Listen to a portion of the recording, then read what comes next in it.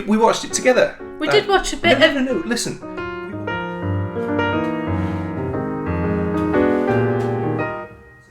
We watched a film called Pompeii. Isn't that cute? I think it's cute. But the leading man in that film was a guy called Kit Harington. And he plays a character called Jon Snow. Oh, don't. This is so funny. When you said Servalan, I thought you were talking about a cream for your hands. To anyone in the UK of our age, Jon Snow is a newsreader. Yeah. And he's read the news for many, many years. TV presenter type person. A TV, not only. Oh, you had to rip it out? Not only did I do a short row. What did Xena just say? Xena loves Jon Snow. I then proceeded to do a short row in the other direction too. It all went wrong. It like the work had gone inside out.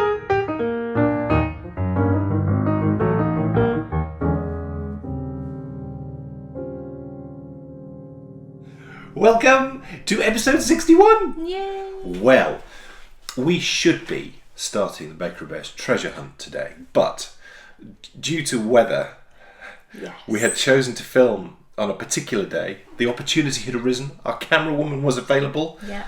And it all went wrong because it rained. So don't panic, because we have something very special coming up in just a minute or two. Ooh. But haven't we been busy? We have been very busy. We're literally just back from a trip to Nanna Wendy's. Nanna Wendy's, yeah. As I'm sure many of you may have seen if you follow us on Instagram. You will have seen that we've been down to Somerset. It was a flying visit. Very flying visit, because we didn't have much time, but we wanted to get down, didn't we? Yeah, because we've not been for ages, and we both felt capable of doing the trip, and we sort of built ourselves up to it with trips to Yarndale and and it's the longest. It's 6 hours, which I know for so many of you it's probably is not a trip lot. to the shops. Do any of you remember the Brotherhood of Man? Because I didn't. Dan had not really heard of him, and I remember, this popped back into my head because we were watching an episode of Pointless Celebrities the other day. If you're in the UK, you'll know what Pointless is. It's like it's a game show, a quiz show, I suppose. And it was a celebrity issue, and two of the people from Brotherhood of Man were on it, and it just, brought all these memories back. And at the end of the episode, they all came on and they sang a little medley. Well, I was just gone completely, because growing up, my sister used to play Brotherhood of Man all the time on the record player, and I just knew all the words straight off. They did Angelo, and then they did Save All Your Kisses for Me, obviously. Oh, and I was singing and everything. It was fantastic. And Dan's just like, the ending to these songs is dreadful. Oh, look. You were just thinking of it from a musical point of view. Zero criticism of the band and all that, because the songs are perfectly lovely. But I was always brought up and taught from a very young age that if you do a fade out on a song, that you run out of ideas. It would be like finishing a book halfway through the final sentence. Or if you just stop a song completely dead, like they do in Save All Your Kisses for Me. Oh, but it's like, nice it's the way mid, that it ends. It's like mid-chorus. So imagine you're reading a book and it finishes before the final chapter. So you'd be like, what? What's going on? But that's just because it was drummed into me, literally drummed into me. Do you like that? I really like it. There you go. I liked there it. You go.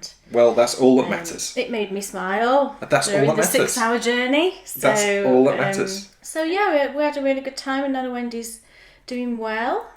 Oh, and yes, she's doing well. And for those of you who ask, we didn't have time to film a podcast episode. We didn't, no. But we did go with the specific plan of filming some special footage, some of which will be appearing next week for podcast patrons, and then some other things will be appearing for a special project we've got going on in December. Yeah. Read between the lines, people. You spoke about Pointless, and you mentioned on Pointless there was a 70s thing. Yeah. I didn't say who else was on it. No, you didn't. Can I say? Yes. Is that what you were going to say? You can, because I really...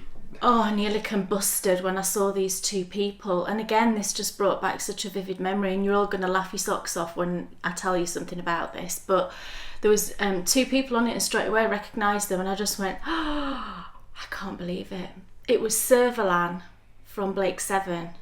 And she looked really exactly the same. Very short hair. It was grey, obviously, because I think she's about 70 now. But she looked fantastic. You know, she just looked like Servalan. But who watched Blake 7? But who watched Blake 7? Did anybody watch Blake 7? Well, I was... Let's see a show of hands, I was please. Mad for Blake 7. Did you not watch it? No. You've missed out. Well, the problem was I'd seen Star Wars, so when you saw that silly ship... The Liberator. Being dragged through by a great big rope.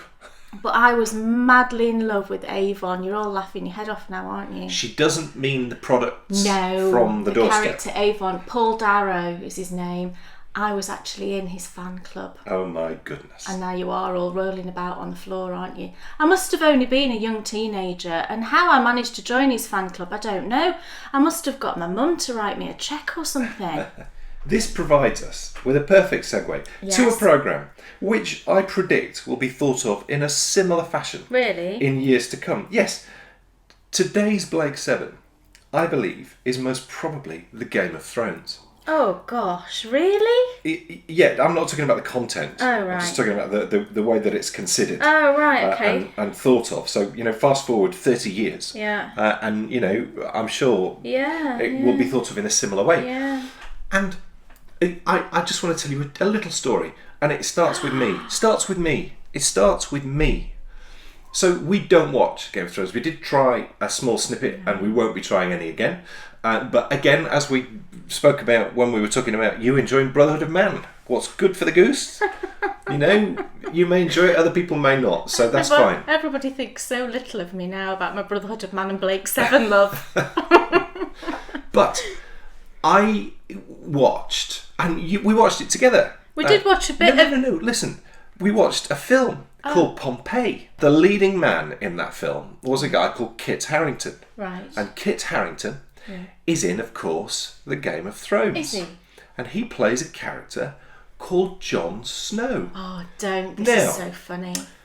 To anyone in the UK of our age, potentially younger, definitely older, if I was to say now, or it would be more appropriate if Kay said it, you've got to love a bit of Jon Snow, the person that we would be thinking of is this. Now, Jon Snow is a newsreader. Yeah. And he's read the news for many, many years. TV presenter type person.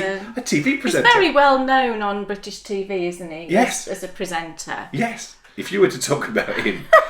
as Kay was watching a podcast which we won't mention. Oh no, can I not say who it was? Oh, you can if you want to.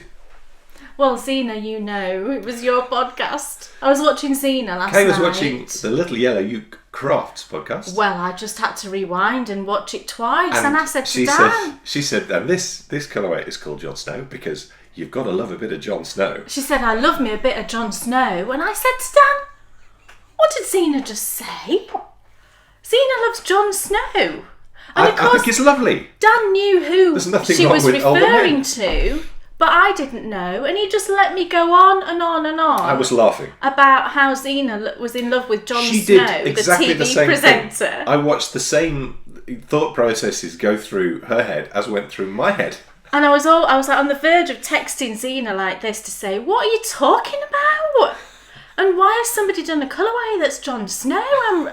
I was totally confused. And then Dan said it's a character in Game of Thrones. I'm like, why didn't you tell me that? Why have you let me go on for 10 minutes this? Jon Snow, I am sorry, but Jon Snow will always be a newsreader from British And now I just picture Xena, you've got a crush on Jon Snow. I mean, Xena.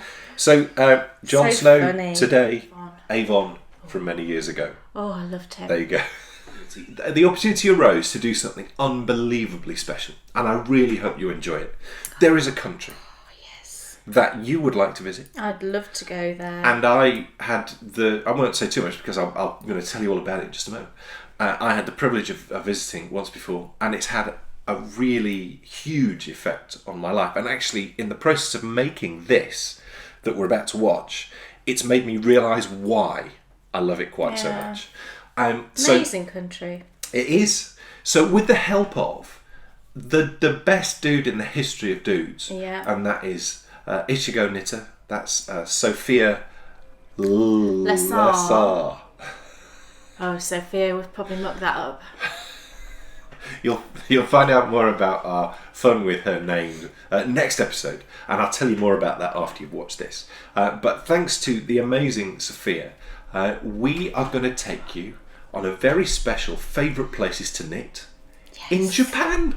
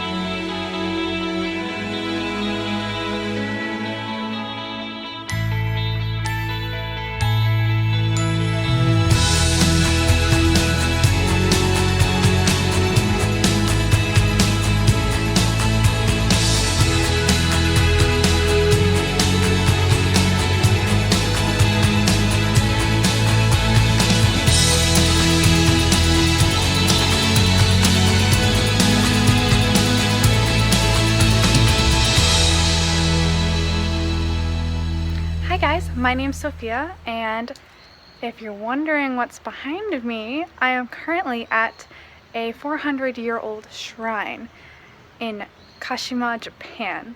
So I live in Japan, and the town I live in just happens to be home to one of the 3 largest of the Inari shrines in Japan. So an Inari shrine is a shrine dedicated to the god Inari of rice and of foxes. So all over the shrine there's beautiful statues of foxes and lots of these, which you can see behind me, which are called tori. They're red gates, and it's really beautiful, and I hope you enjoy checking it out with me.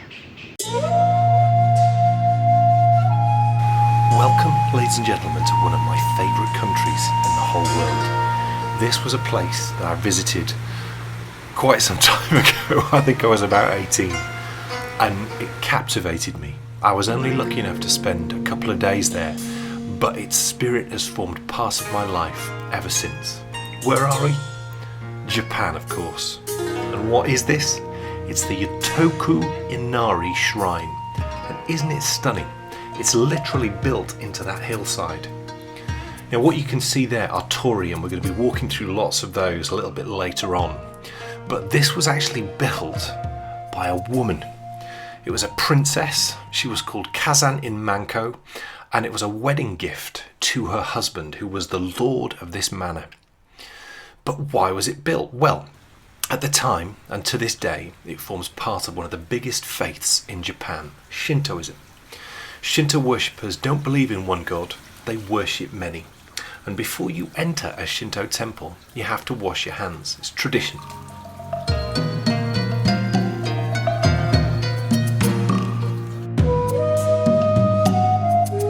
This is a traditional Japanese garden, and you walk through this as you begin your journey up the hill. Now, when I talk about gods in the Shinto religion, it has a slightly different meaning in Japan. Here, a god is called a kami, and it relates directly to the energy that creates a thing, whether that's a rock or a river or a person. To me, that sounds just like the Force from Star Wars, and I'm sorry to bring it back to Star Wars again, but in the course of making this program, I've started to look at the reasons why I'm captivated by Japan, and let's just listen to the words of Obi-Wan Kenobi in Star Wars: A New Hope and his description of the Force. He says, "It's an energy created by all living things. It surrounds, penetrates, and binds us all together." And that's his description of the Force. To me, that sounds just like the Shinto description of their kami, of their gods. This is a Shinto shrine, and Shinto worshippers have many gods. Each one encompasses a different aspect of the worshipper's life. So which god does this shrine honour?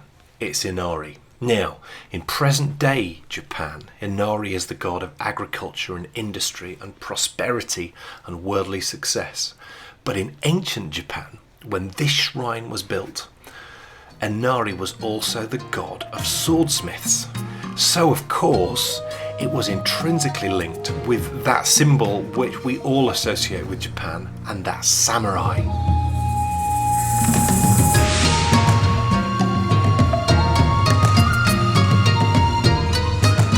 Samurai were the military leaders in medieval Japan, and they would have come here to pray to Inari, which they then hoped would make their swordsmiths make them wonderful armour and stunning swords, because that's what they used when they were in battle.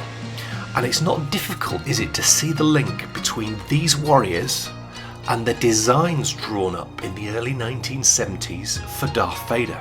Folks, it's only in the process of doing this that my love of Japan really is now becoming slightly obvious to see, isn't it? Yes, George Lucas was inspired very much by a particular filmmaker from Japan. He made a film called The Seven Samurai in 1954. And it was a movie about a Japanese village which was raided every year by vicious bandits. So the villagers decided to hire 7 samurai to protect them. If this story's sounding familiar, I'm not surprised, because it's been remade twice. It was in 1960 with Yul Brynner in The Magnificent Seven, and it's just been remade again by Denzel Washington this year. Now, look at that view. We're looking across now to the other side of the valley, and over there it's actually famous for azaleas. The Japanese garden that we walked through on the way up, that's famous for peonies. And over there you will see azaleas at certain times of the year. Now, as you saw just there a moment ago, there's 8, I think they're 18 metres high, those wooden beams, and they're holding up the main hall, which the Japanese would call a Hayden. Now, the red colour that you're seeing is the colour vermilion, and this will have been chosen by the princess because it was unbelievably expensive and just further added to the beauty of the shrine.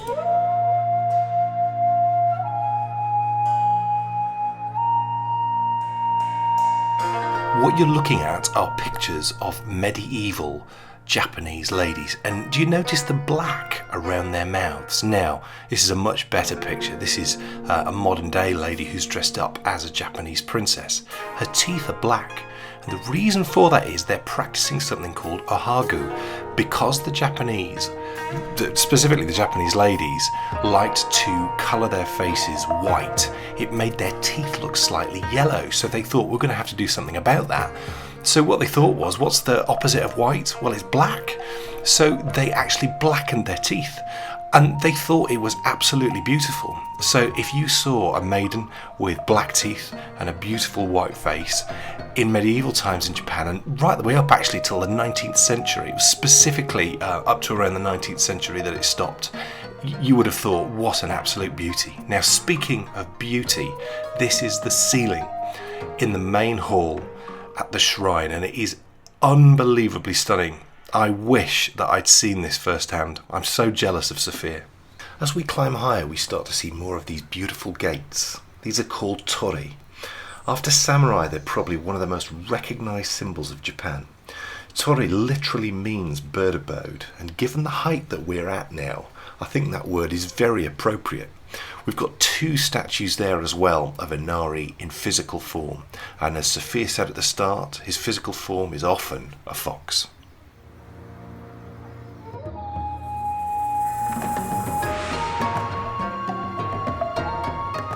The presence of these torii gates signifies the transition from the normal world that we live in to the world that the Inari habit. Take a look at how many of them that there are there. It doesn't take a genius to work out that our climb up this hill is nearly over, and we're approaching the most sacred part of our journey. That's why we're seeing so many of these little areas where I would call them pilgrims, just like we have done since the dawn of time. They're coming here to worship their god, and in the case of the ancient Japanese, they're hoping that the worship will bring their swordsmiths good luck. And I find that so exciting to think that samurai in their armour would most probably have come here before battles to pray. I can just imagine here the ancient Shinto ritual dance of Kagura. Now, you will have seen things like this before, because whenever I seem to see Japanese dancing, it looks very similar to Kagura. And I first came across Kagura through playing Japanese drums, that's taiko drums. So you would see the white painted faces and the black teeth, and they would be dancing, and then there would be the samurai all stood around who would be performing the ritual rites of Shintoism. Stood here, it's a very easy picture to form in your mind. What a stunning place.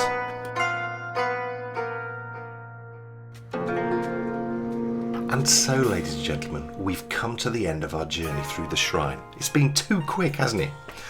But what became of Kazane Manko, who built this? What became of our princess? She had a long and happy life, and she's now buried right here. And I think it's a pretty wonderful place to be. I can tell you, I can't think of, and just think of the places that we visited over the course of our journeys. This, for me, would be the perfect place to get out my knitting and cast on a speargrass. And that must be the princess's lasting legacy. She's created a place utterly stunning where she now lives. She's surrounded by the peonies. She's looking over at the other side of the valley at the azaleas, and I hope she's feeling very pleased with herself for creating such a beautiful place.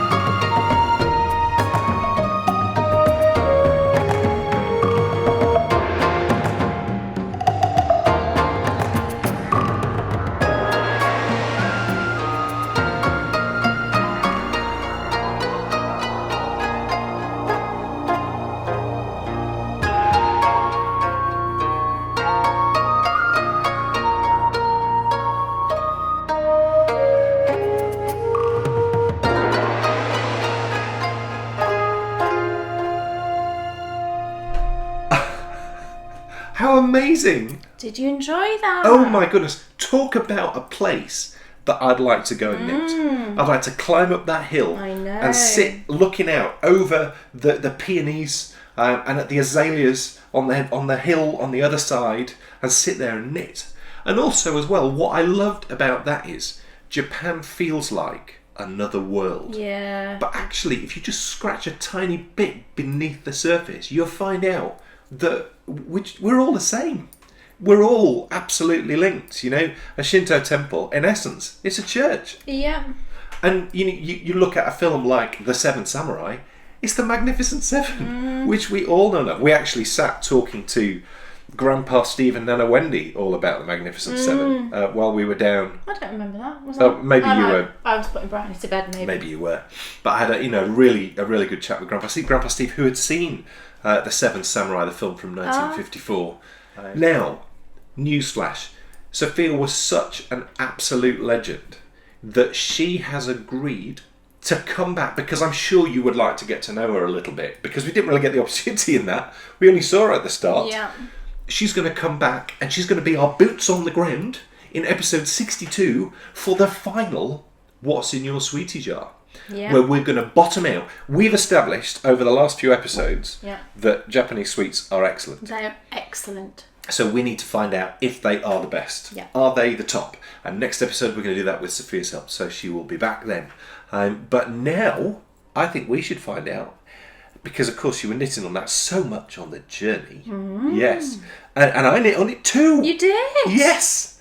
Yes, I have entered. Is that fingering weight? It's fingering weight. Yes.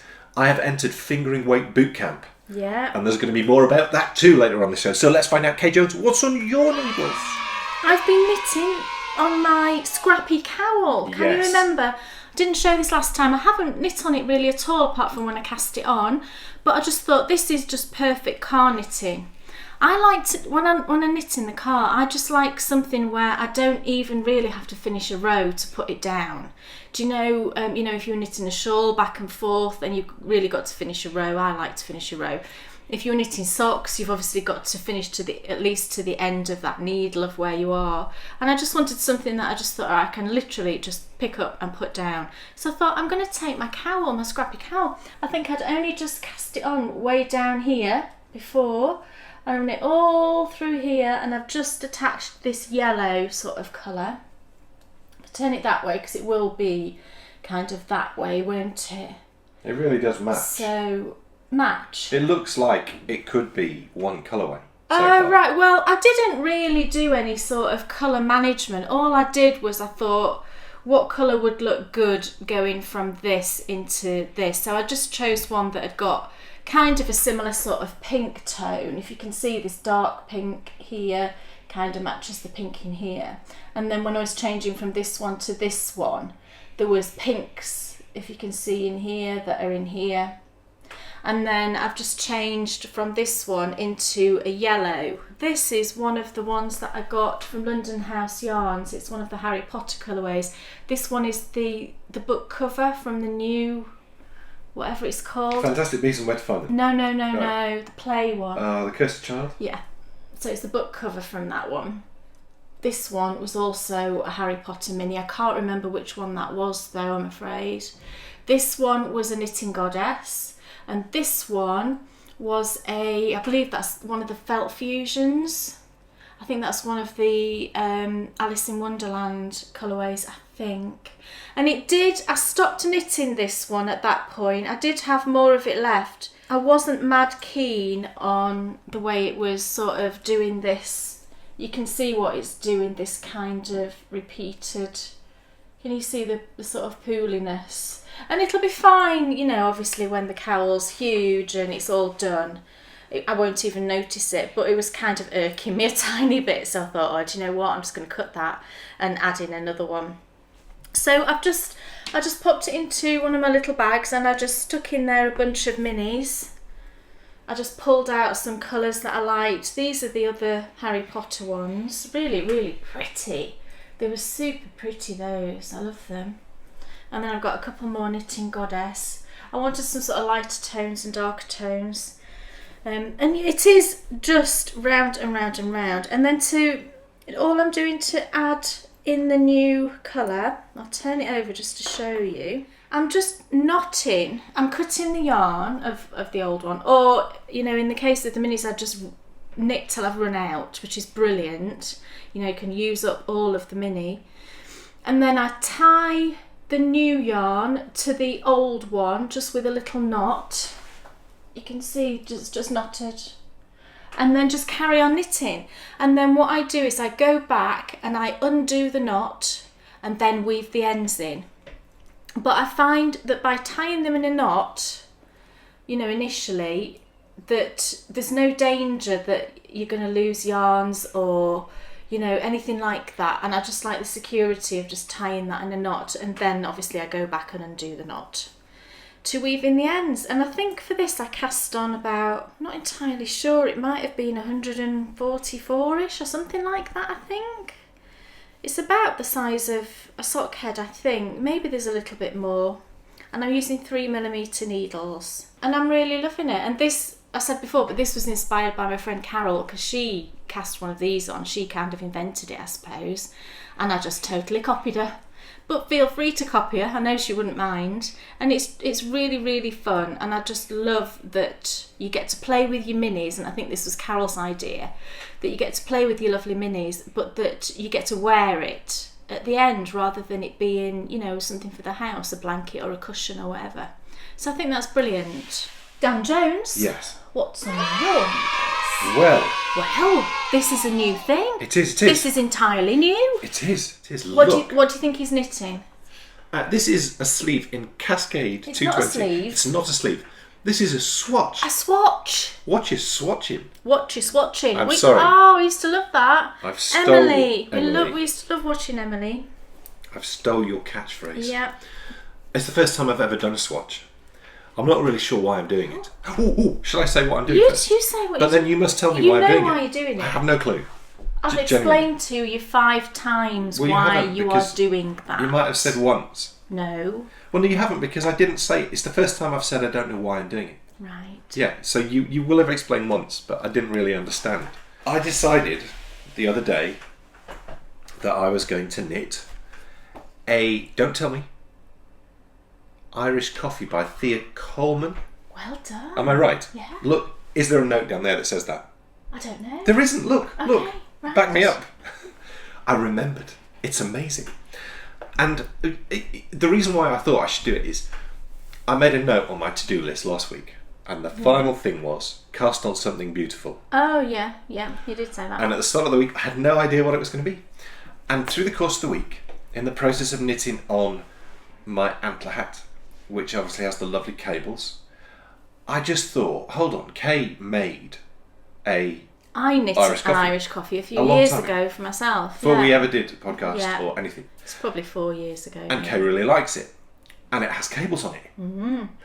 And I said, I could do that, couldn't I? And Kay said, yeah, you could. So I said, I'm going to knit you one because I know that she'll wear it. Yeah. I'll get to do lots of cables, which, as you know, I like to repeat the things I'm doing. And hence the reason why Kay then said, you've got to swatch.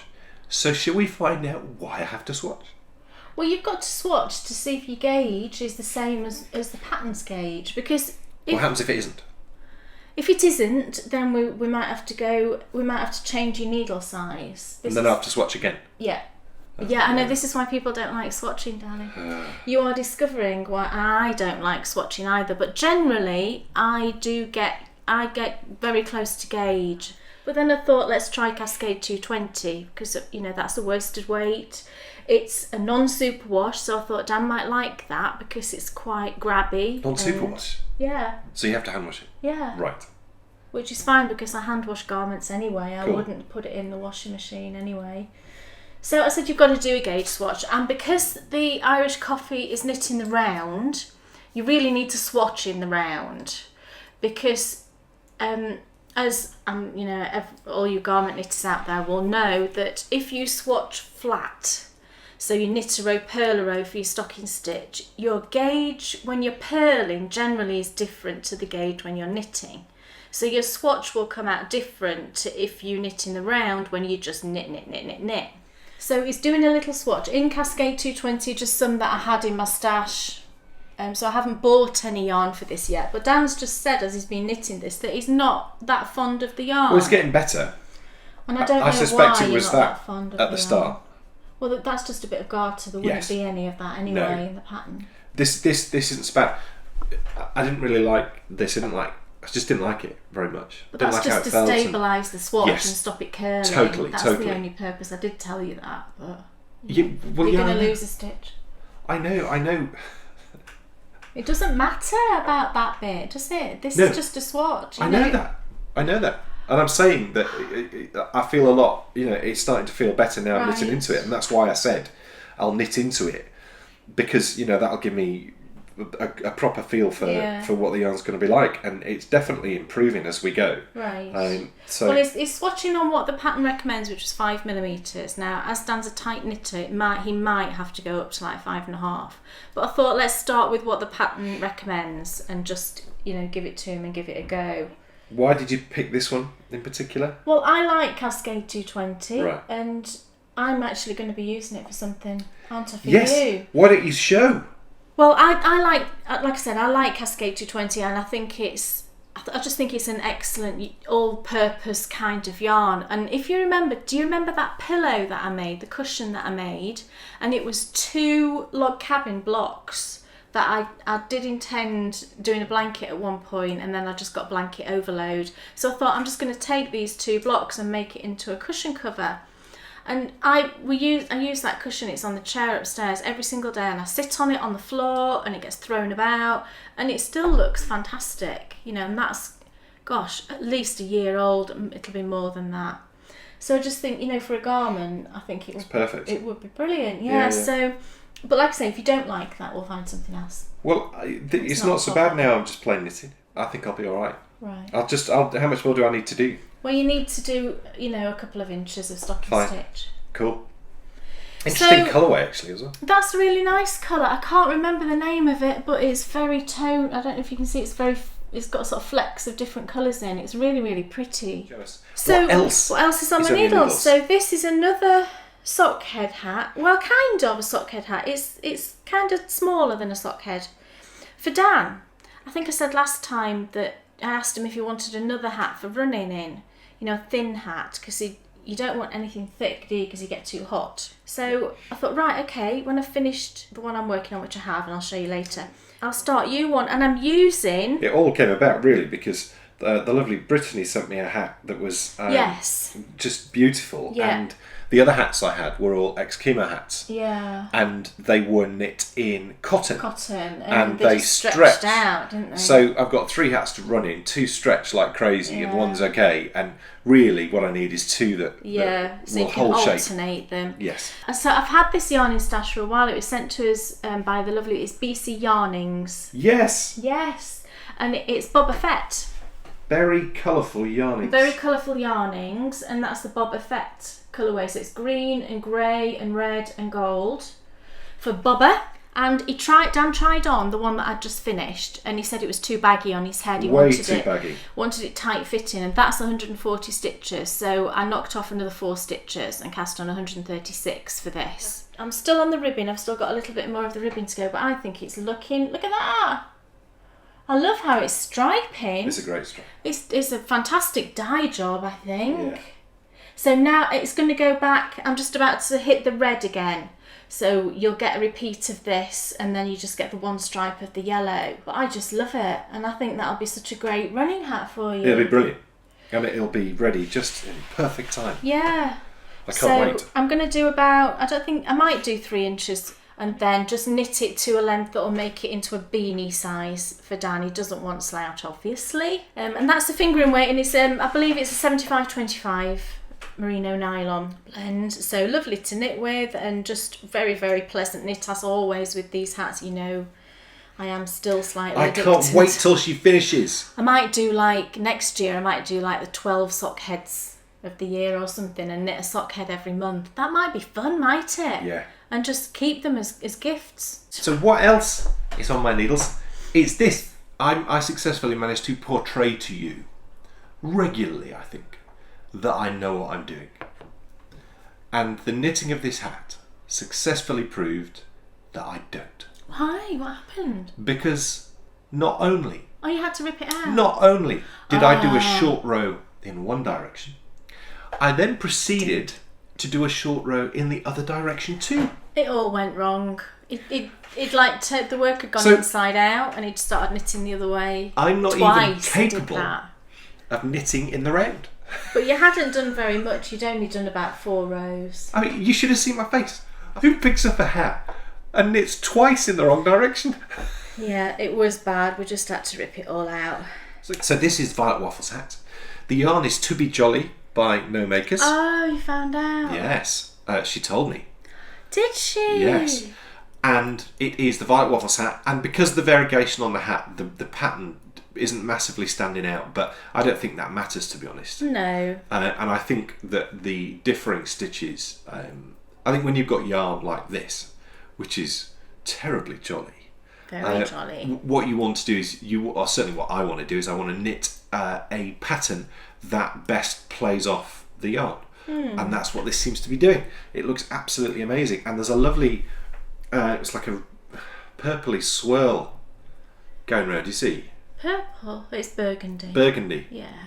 There's a burgundy swirl going around the hat, and if that carries on all the way up... Well, you can see it if you look in the monitor there. You can see it really, but it has changed. You can see how it was for the ribbing there, and then it has changed up here because you're doing the pearl stitches. Yeah. It's very fun though, isn't it? It's super fun. And it's for... So this is for my niece. She's about 12, is yes. she? Yeah. The knit pro needles. Slippy or grippy, people. Slippy or grippy.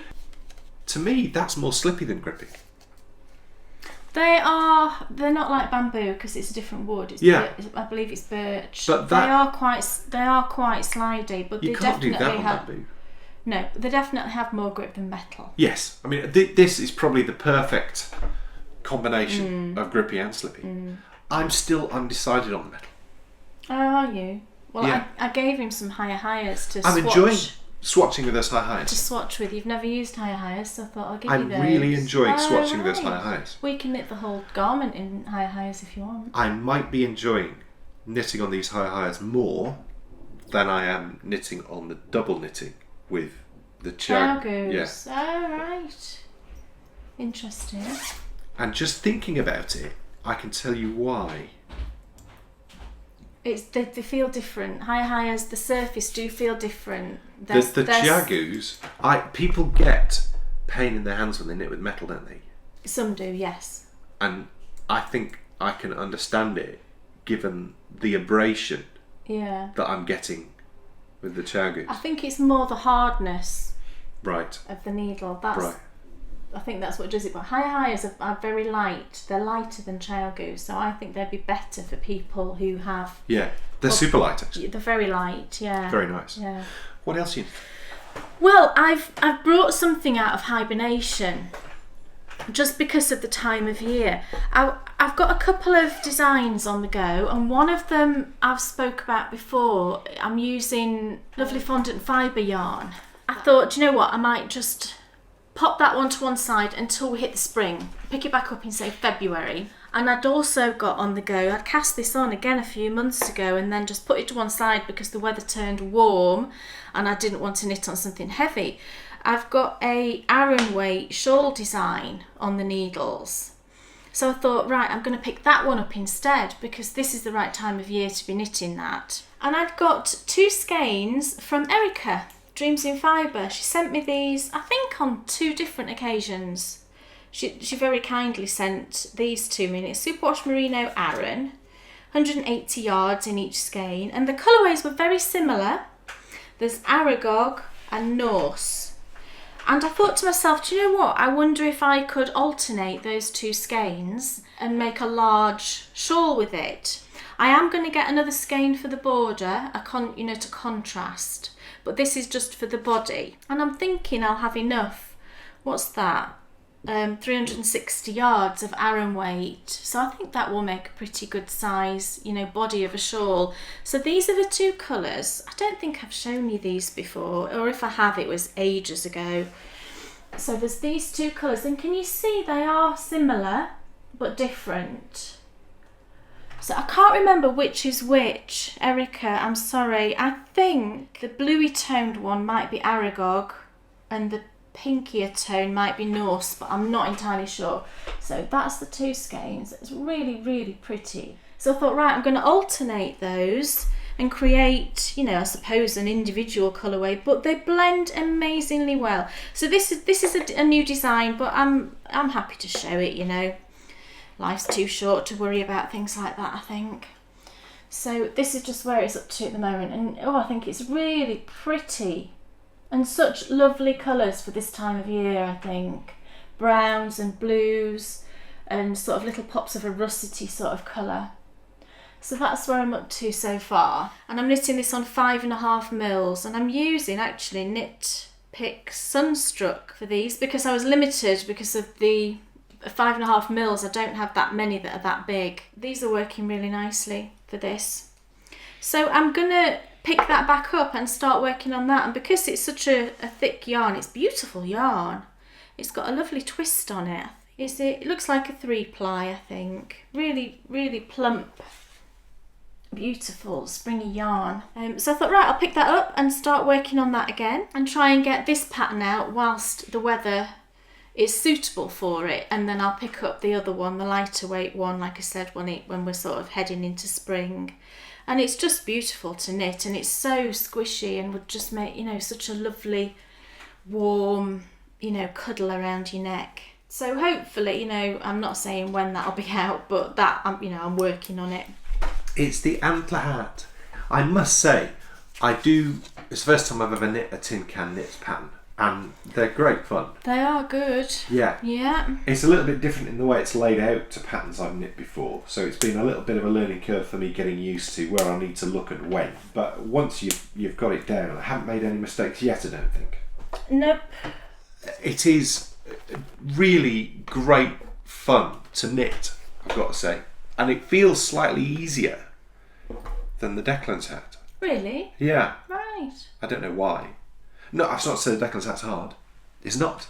But certainly, I think it's a bit more. It's rhythmic. This one, Declan's hat changes a lot, doesn't it? If you've not done cables before, it's a good one. Go for either, but I think this potentially would be a good start. Or if you are an experienced cable lister and you want to knock out a really lovely hat because it really looks good, that's the finished hat.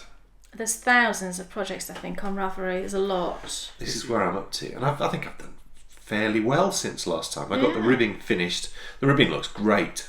I mean, the yarn's just brilliant. It's it's the Rowan that you mentioned before that you can't get anymore. No, which is rubbish. Suppose I could look on Ravelry on D-Stash. I might do that. There's no scratch to it at all. No, it's beautiful. And you can see every stitch, and it works brilliantly for cables, as you can see. And they don't half look like antlers. They do. Which is, of course, what they're supposed to look like. Yeah. What else are you knitting? I've just got a couple of starts of some socks to show you. I've cast on 2 pairs of socks, actually, and I shouldn't be because I still haven't finished. I'm not far off, actually. Dan's socks, the fireside knitting ones. I'm well into the foot.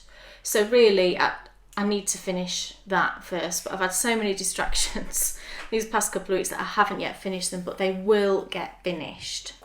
But I've been doing some yarn dyeing these past couple of weeks, and I've got an update which I'll talk about in Endy Bits. But one of the colourways, when I dyed it up, I just loved it that much that I just had to cast on a sock straight away. I don't do this all the time, but sometimes I'll just dye up a 50-gram skein of a Drops Fable just to test out the colourway. And I did that this time with this particular colour. So I had a 50-gram skein of it in the Fable. So I thought, I'll use that, and I'll just see if I can get out of it a pair of shorty socks out of 50 grams.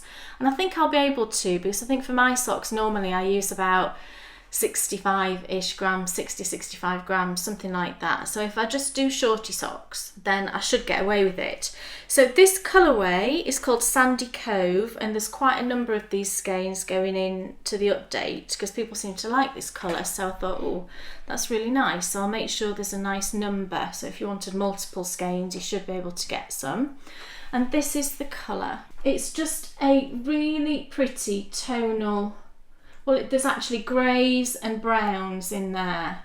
Although you can't physically see the grey, it's what gives it these beautiful tones.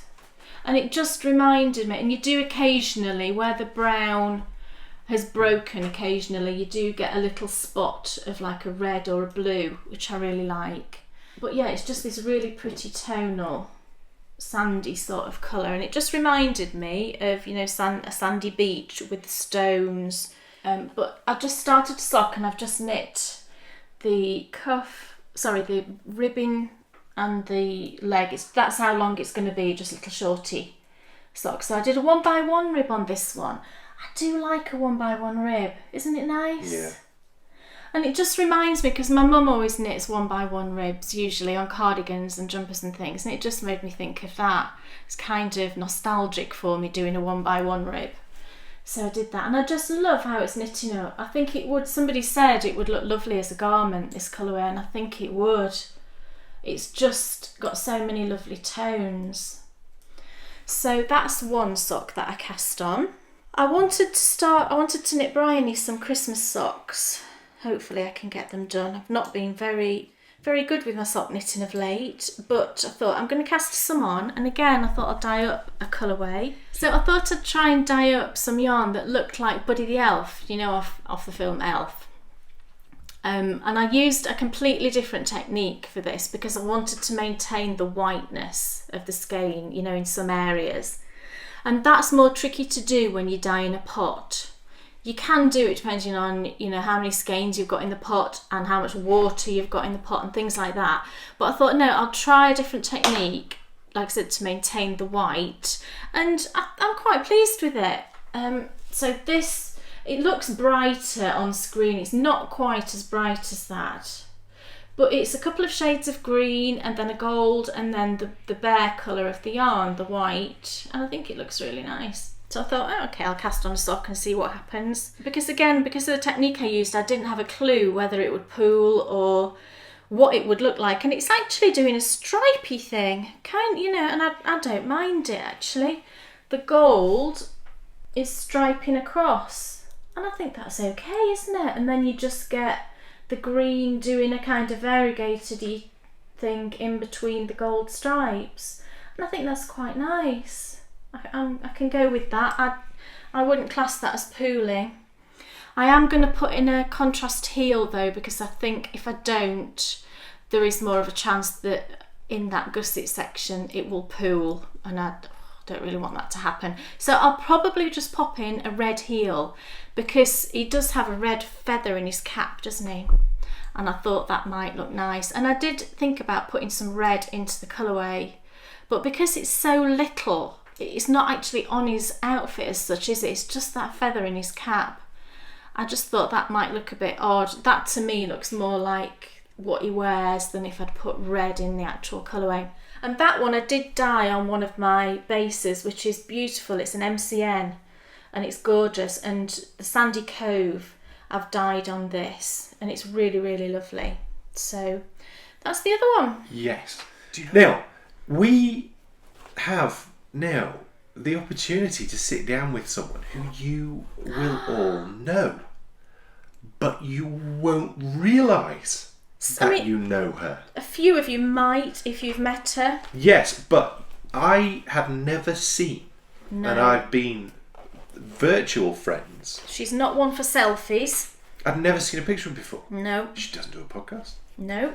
But you will all know who it is. You absolutely will all know who it is. And, I feel unbelievably grateful to this person for agreeing to sit down and talk to us, because I think when you are shy and anxious, which we are, we know how difficult it is. I mean, I think there's something to be said, and I think that's why we're able to sit here and talk to you in the way that we do, for being in the safety of your own home. And there's two of us.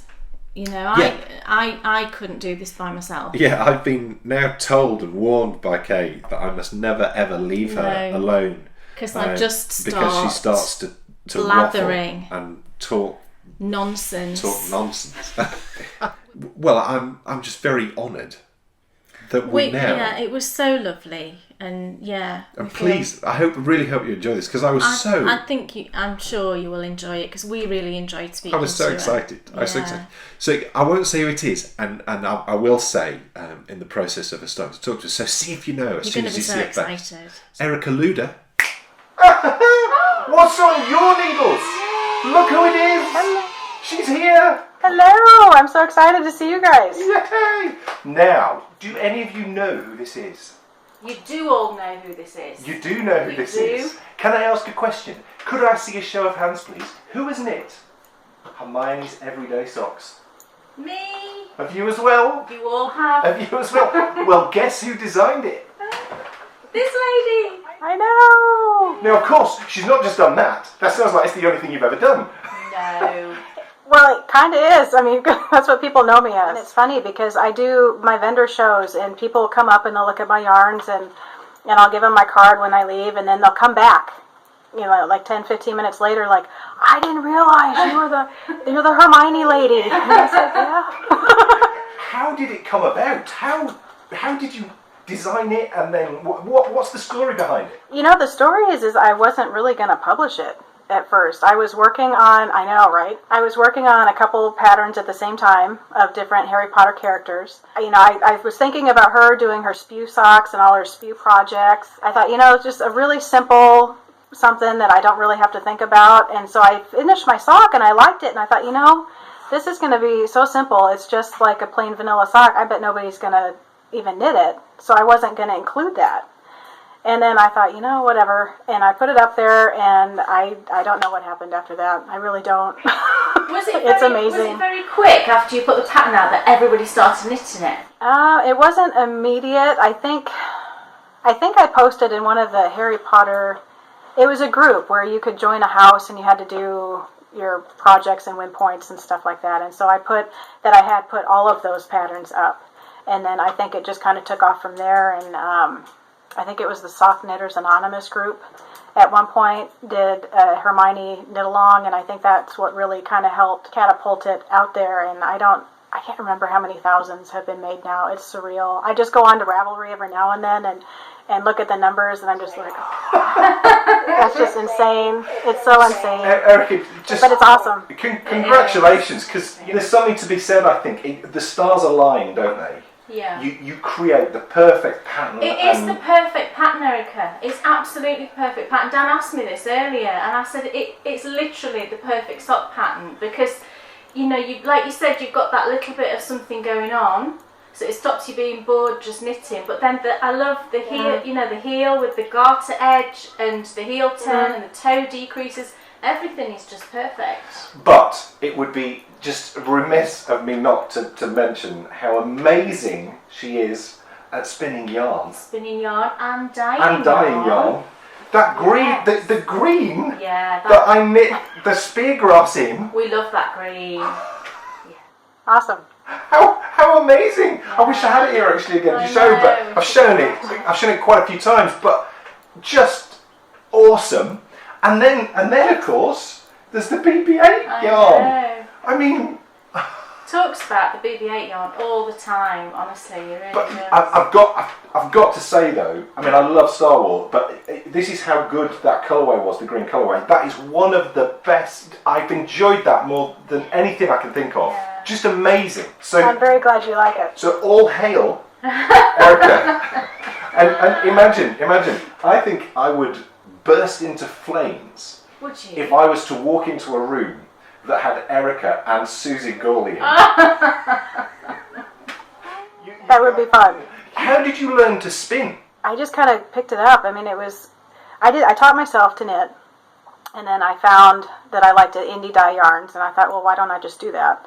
And then I found the hand spun, and I thought, well, why don't I just do that? And so I started with a spindle, and that didn't go so well, so I put that away for a while. And then I got a wheel. It was a free-to-me wheel, which was fantastic, and it just clicked. And so I just, started off kind of like everybody does with the thick and thin, and then I actually have trouble getting thicker yarns now a little bit. I have to really kind of concentrate and figure out what I'm doing. The spindles, I do a spindle now, and what my trouble is that when I tried the spindle, I was trying to use too much fiber. Right. In retrospect, I didn't have it thin enough, and so that's why my single was too fat for the weight of the spindle I was using. But I use my Turkish spindle all the time now for little projects.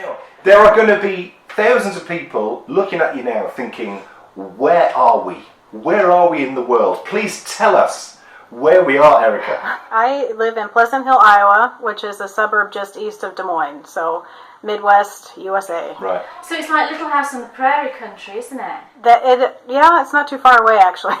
Yeah. But it's very.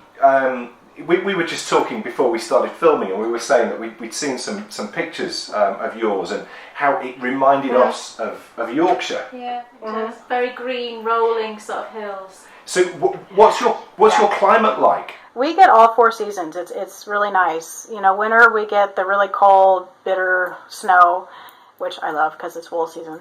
And springtime we get the nice thunderstorms that I know a lot of people don't get depending on where they live. And summer I could do without. I know it's kind of not the popular opinion, but I don't. It's really hot and humid and buggy. But I mean that's the corn grows and the crops grow and my garden grows, so I can't do away with that, and it's nice to have my free time. But fall is my favorite. The leaves are just starting to turn now. It's a nice, I think, 50 degrees this morning. It's lovely. So it's, yeah. What's that in our money in 50 degrees? What's 50 degrees? Gosh, I don't know. Is it round about 10ish? I don't know. Is So it? I was thinking 10, 15 for you, somewhere in there. Cool, but not cold. Yeah. what you're describing is exactly what we have today. It is actually. Yeah. Is it? Yeah. Nice. So that's amazing. You're on the other side of the world, but we have exactly the same climate right now, which I love. We want to know, Erica Luda, what is on your needles? Well, right now it's just a plain vanilla sock. It's some Opal 6-ply in one of the Wonderland colorways, and I cast it on just so I didn't have to think while I'm talking to you guys. Now, I'm trying. is that a design? Is it a specific design, or is it just a vanilla sock? This is just a vanilla sock, 1x1 rib, and I'm working down the leg. Have you tried the Hermione's every day? It's really good. You know, I've been thinking about trying it. I've seen it around a lot. I actually have a pair on the needles right now. Wow. What yarn did you say that was? It looks lovely. This is the Opal 6-ply in the Wonderland, one of the Wonderland colorways. All the best people use that. I know. How many Well, and they stitches? knit up so quick. Yeah. Oh, you do? How many stitches have you cast on for those, Erica? This one's a 56. I start with the 56, and then when I get down around the ankle or the gusset, I'll whittle it down to about 52 to finish off. And you are knitting this sock in a very interesting way. I don't think this is. I think this is the least used method. Do you think that? You know, it was a lot more popular before Magic Loop came out, and now Magic Loop is... It's basically the same thing. If you imagine both of my needles as one, it's the Magic Loop method. I just had all the needles, and so that's just kind of what I got used to and what I stuck with. So. One separate needle through the back, one separate needle through the front, and then you just knit across. Yeah. And then when you finish, you pull that needle through and you move on to the needle on the back. Yeah, I think so. Is that right? Is that right? Yeah, you just knit, and then I drop the needle that I'm working with now and twist it around, and then you just slide the needle forward like you would at Magic Loop when you're adjusting, and then you just keep going. That would be, you'd have, because you've not got the cable sort of kinking back on itself like you do with Magic Loop, because that's the annoying bit, I think, for people with Magic Loop, isn't it? I've never seen someone's fingers move so fast. Are you continental? You're continental, aren't you? Yeah, I hold with my left. Just do it again. Let me see again. Well, hold on. I'm at the end. So here. So I'm at the end. So I drop that needle. Yeah. And slide it through, and then I twist it around. Yeah. And then you just slide this one to go. It's easy. This one, I'm really not liking these needles. I have one of them is okay, but the other one, the join is really sticky. Are they slippy or grippy? These are, I prefer a slippy needle. These are a little more grippy than the Addies that I normally use, but they're still pretty slick. I can still get my rhythm going where I don't have to really stop, and I can just keep going. What's the tip like? Is there a join? Yeah.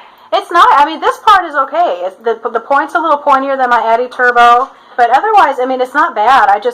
For me personally, my hands are so tiny that I wish the needle would stop about here, because this is what's kind of bugging me as I knit, just because of where it hits me. But it's nitpicky.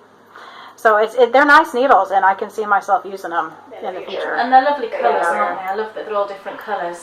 Yeah. Now I heard a rumour, and I want to find out if it's true or not. But of course, you've done not only Hermione's Everyday Socks, but tell us some of your other your other patterns that you've done as well, that are all on the same theme. The first ones that I did one for Minerva McGonagall, and that was released when I did the Hermione socks, and then I did the Weasley Homestead and the Weasley Rib, and the Hidden Staircase kind of a sock, and Snape, and those are the older ones. And then I'm working on 4 new ones. I released one, but I have 3 other ones for the new movie. Right. And then I did Hermione mitts. I knit Snape mitts, and I have my mitts all finished up, and I love them, and I cannot find my notes. So I have to recreate. I have to find time to recreate the pattern, and then it'll be fine. It'll be fine. And then I can put those up. Now, the rumour that I heard is that you cannot stand the Harry Potter movies. No, I'm joking. No. You didn't. Are you winding her I'm up? totally winding you up. Honestly, I'm watching Harry Potter this morning. It's a Harry Potter weekend on ABC Family. Well, I think it's whatever the channel is now, Freeform. So I get to enjoy Harry Potter this week while I did not get into it immediately when it came out. I was maybe the first 2, maybe 3 books had come out before I had picked it up and read it. And as soon as I read the first one, I was just devouring them. There's so much to go at, because it is such an epic story, isn't it? Yeah. Well, and there's something for everybody at all ages. You're dying. How did you learn to die? Did you just teach yourself? Yeah, kind of just trial and error. Right. I think I just did it, and I tried different techniques and found what I liked and what spoke to me. And it's all about finding your perspective. Yeah. You certainly got your perspective on that clover colourway. I know, and I did your Advent calendar last year, didn't I? The minis, and you're doing it again, aren't you? I Have all the did. spots gone, or are there still some available? I have to hear from a couple people, and if they claim their spots, then I'm sold out. But I actually finished, kind of, my shawl. Do you want to see it? Yeah. Last year I did a long looped cowl with a provisional cast on, kind of like you're doing now. And this year, it just took a while. So this year I wanted to just do something quick, and so I crocheted just a little triangle with all of them. Wow! Look at that. Wow! I love it. So I say finish, but I say that loosely because I need to rip back this last row. Can you see where I lost you ran my out yarn there. chicken? I did, so I'm just going to rip out a little bit and tighten it up and then finish that row. And then I'll put on some kind of edging when I'm finished. But Right. That's beautiful. it's not too bad. Did you say you taught yourself to knit, Eric? Yeah, I'd always had yarn, even when I was a kid. I just didn't know what to do with it. So we'd make yarn dolls, and a friend taught me how to knit with my fingers, and it was, I think that would have been 2005. And I thought, this is stupid. I'm just going to go and figure it out. And so I started asking people, do you know anybody that knits? And they're like, nope. And my mom finally said, well, your grandma used to. So I went and talked to her, and I said, hey, Grandma, do you remember how to knit? And she goes, nope. Well, did you ever knit? Nope. So I went and got some books and struggled. I think I bent my first needle. I was knitting so tight. So Dan, I totally get the whole tight gauge thing. And with that, one of the neighbors I had growing up, I remembered she knit. So I went over there for about 10-15 minutes, and she set me straight and actually throwing my yarn with my right hand. And I had gone back home, and my grandma had stopped over and looked at me, and she said, you're doing it wrong. Did she? And I just kind of looked at her, and I said, well, how do you know? And she goes, you're doing it wrong. You need to hold it with your other hand. It's a lot faster. And I said, hello, where was this info when I talked to you beforehand? And so she sat down and she showed me how to knit this way. I actually had to teach myself again years later when I started doing color work how to throw with my right hand. Erica, you can ask me if you would like what's on my needles. Dan Jones, Yes. What's on your needles? Well then, Erica, look! Yeah! Awesome! Look at this! It's absolutely rocking. How did you dye this? Oh no, you can't tell us. You did such an amazing job. It looked, seriously, I can't actually. it just looks, the little streaks of black coming through further near the top here, and just and the way it's striping, and the thing I love the most though, my favourite thing, Oh yeah, you like those bits. and we spoke about, The barber pole. yeah, that's immense. Well, what I did is on that one, I had my fiber kind of folded the way I wanted it, and I had a chunk of black and a chunk of orange, my mix, and then a chunk of the silver charcoal, and then when I spun it, I split it kind of a pseudo fractal, where I split it down the middle and spun one in longer sections, and then I spun the other half in shorter sections. So that's when you get kind of some of the same color, and then you get that barber pole. So I was actually, when I sent that to you, I was really curious to see how that knit up. So I was excited to see your hat and see the progress. I'm really kind of a selfish dyer and spinner because the way, and designer, I design and dye things how I would like to use them. I think that's what you should do. I think that's how you do the best work. You do your best work, isn't it? Because you're doing what you love. That's also as well, that's how you develop your style. Yeah. My favorite yarn, if I'm buying commercial for socks, I like Opal. Right. Me And like too. the Arnie and Carlos, I like those two. My bases Yeah. for socks, if I'm doing a just plain vanilla, I like my Balance because it's a little thicker. So it fits better. If I'm doing like any kind of patterning, I like the merino nylon. Right. For winter stuff, I love natural fibers that I don't dye and I don't do anything with, and they're nice and toothy. Right. I love knitting with that just because it has like a different energy to it than a lot of the commercial stuff. I've got some of your handspun and I've used it, and I've still got a skein that's a natural colour. Right. It's beautiful. I made mittens out of one skein. Oh yes, I remember. They're your mittens. Yes. Yeah. Yeah, they're super cool. They're They're lovely actually. Yeah. You didn't spin that I one. didn't spin it. No, it's my Au Naturel line. It's sheep that are about a half hour away from me that I had mixed with alpaca, and I have it spun at a mill that's not too far. So I didn't spin that one. It's just a local to me fiber. Amazing. If anyone gives me a nice ball of handspun, I will stop knitting whatever I'm knitting and just knit on that. It's terrible. So for me, it's the only time it stops being about the project, because I'm a process-driven knitter. You are, yeah. But if someone gives me handspun, whatever process I'm doing can go away, and I'll start knitting on the handspun. Thanks very much. Yeah. Well, I take you up on your challenge. I have a skein of handspun that's got a lot of yardage, but it's closer to fingering sport weight. So I've held on to it because everybody starts thicker and then kind of whittles down eventually. So I've been waiting for you to bite the bullet and and get out those small needles. Oh, there's a And challenge. that is a challenge. You have set me the challenge, and I'm going to do it right because someone didn't I get some slim yarn, and you were a little bit concerned about me. Slim yarn. Yeah, sorry. I need to practice then. I need to practice. And you did say recently you were going to try and do thinner So yarns. you've laid down the gauntlet. I'm going to make sure I have. for January 2017 I am experienced enough. No. Now that you know. Yeah, now that I know. She's held out the carrot. Tease. I was just thinking as well, actually, we should do a trade with Erica because she says she likes toothy yarn. We should get some from the long, yeah. Do you like proper woolly yarn? I do. It's immense. But it's beautiful. I'm going to send you some. So there's the trade. Awesome. Yes. Bring it on. So my second question, which is your favourite Harry Potter film? If I have to go film, I would probably go Goblet of Fire. Okay, so that leads me on to book. I like the first one. I really do, just because it's just so pure, and it's the beginning, and it has all these possibilities out there, and it's that new idea. I think that's my favorite one to read. You have just described why Star Wars A New Hope is the best film. But isn't that funny? You've just, it's the same feeling and opportunities, and that is so cool. Yeah. And that perhaps is the reason why certain films really take off, because I think that the other beauty of Harry Potter is how broad the appeal is to boys and girls and young and old. And the most amazing thing of all is, were it not for Harry Potter, there would be no Hermione's Everyday Socks.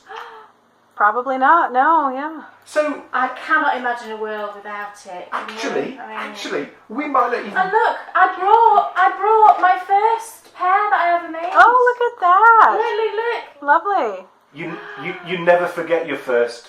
And these, I've got, there's another pair. Do you know? And I've got another. Why haven't I knit these?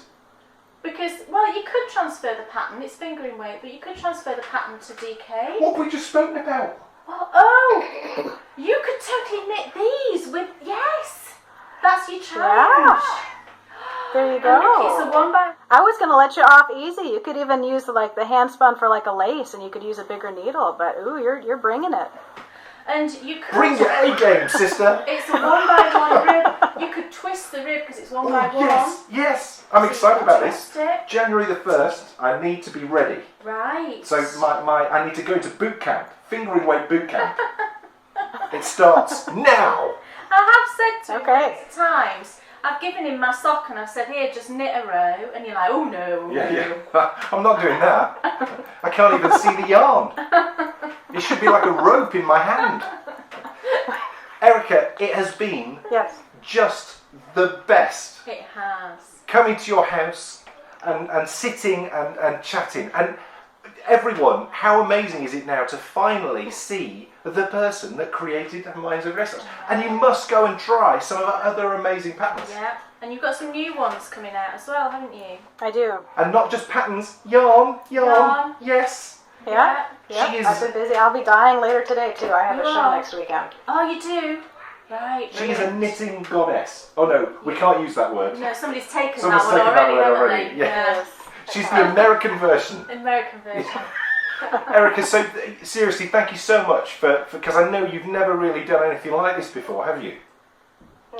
So and I know that you much prefer being behind the camera, not in front. So a huge thank you to the wonderful Erica Luda. I'm moving into Erica's house. Yes, and so everyone, it's time now for us to find out. Forget what it's time for us to find out. I think we need to pause for a moment and take a breath. Because, yes, that was the Hermione lady. It was the Hermione lady. And I've got to say, I really do have to say, I remember hearing on the radio a guy, he was the lead singer of Free. Do you remember the band Free sang All Right Now? I remember him saying that in the world, there's different types of people, but he split them down into radiators and drains. And he said radiators radiate positive energy and they just draw you towards them, and drains do the opposite. And he said he liked to surround himself with radiators. Let me tell you, Erica Luna is a radiator. She is a very hot radiator. She's just the most lovely person She to is. sit down and talk to. And I've got to say, I was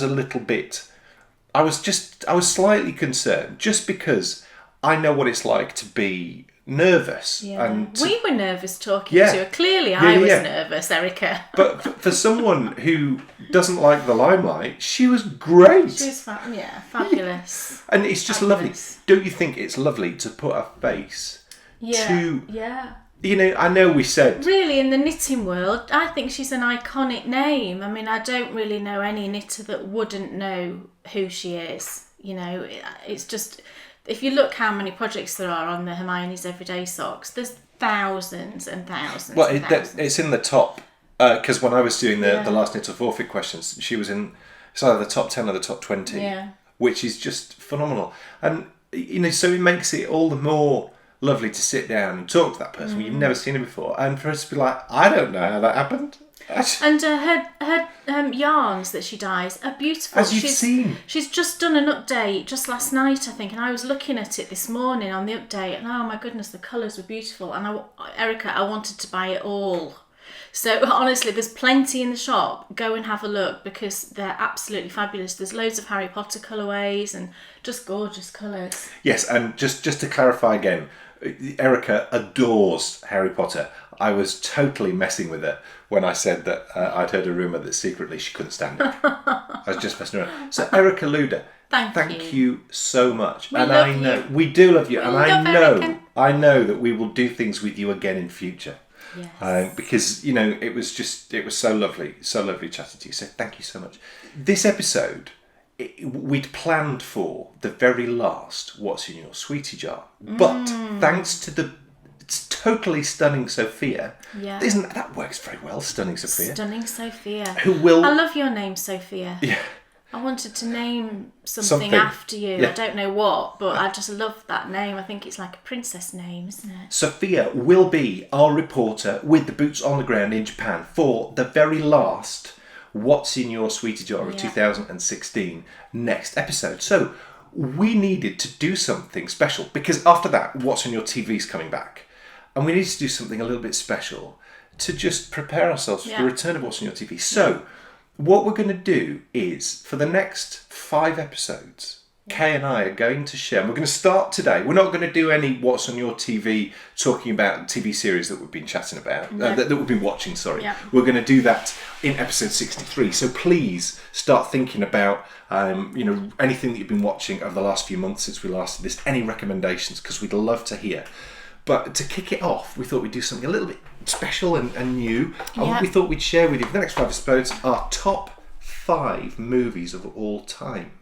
Now, these are not in any order. No, because I couldn't put them in an order, I don't think. No, these are literally the 5 movies which we love. Yeah. And I've been thinking very much from the point of view of movies that have had an effect on my life.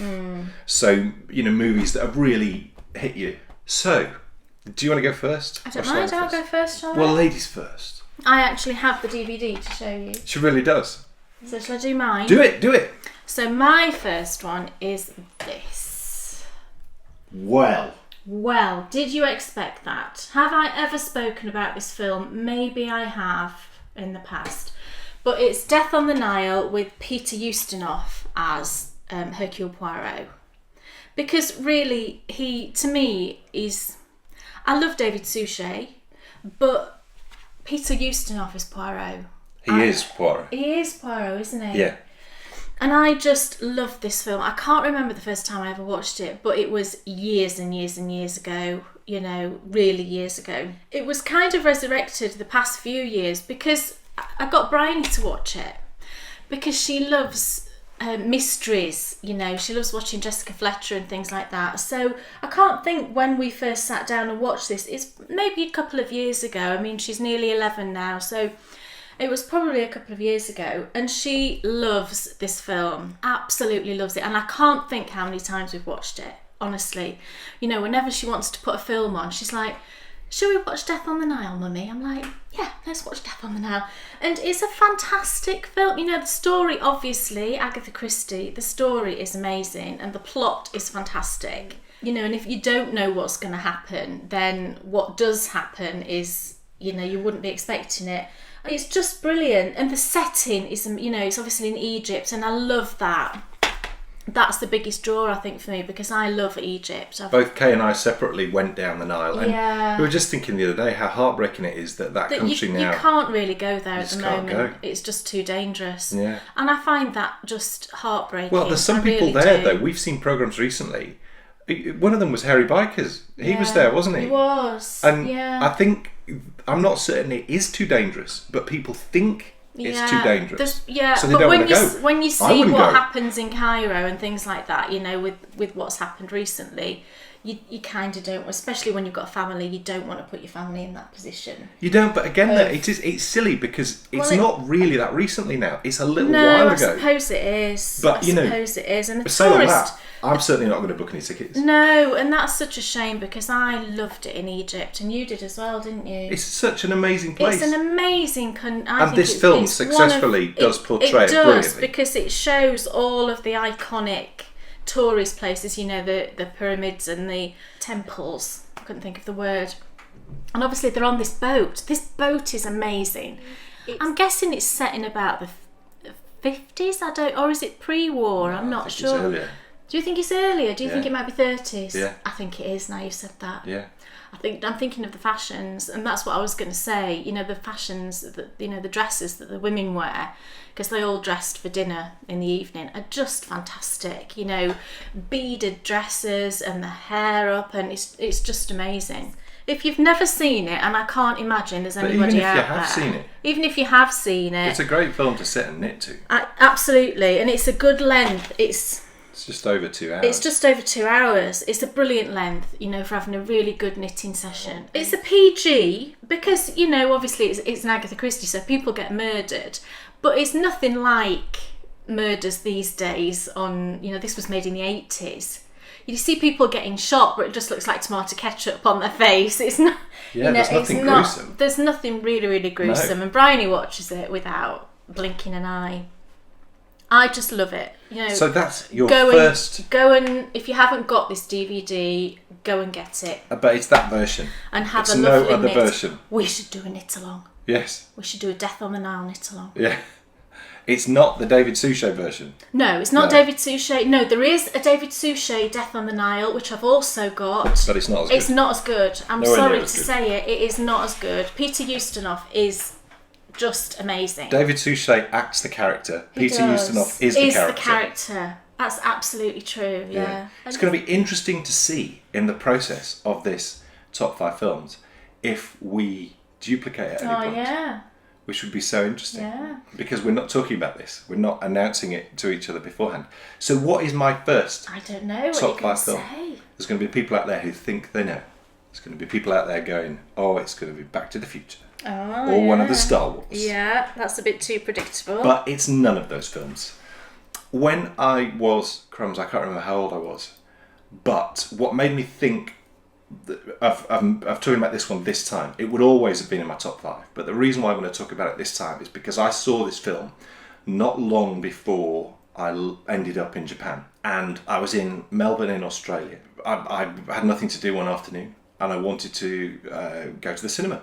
So I turned up at the cinema, had no idea what was on, and this film was on, and I thought, I'll watch that. I wasn't really even sure what it was about. Right. And the film is Mr. Holland's Opus. Oh, right. Have you seen it? Yes.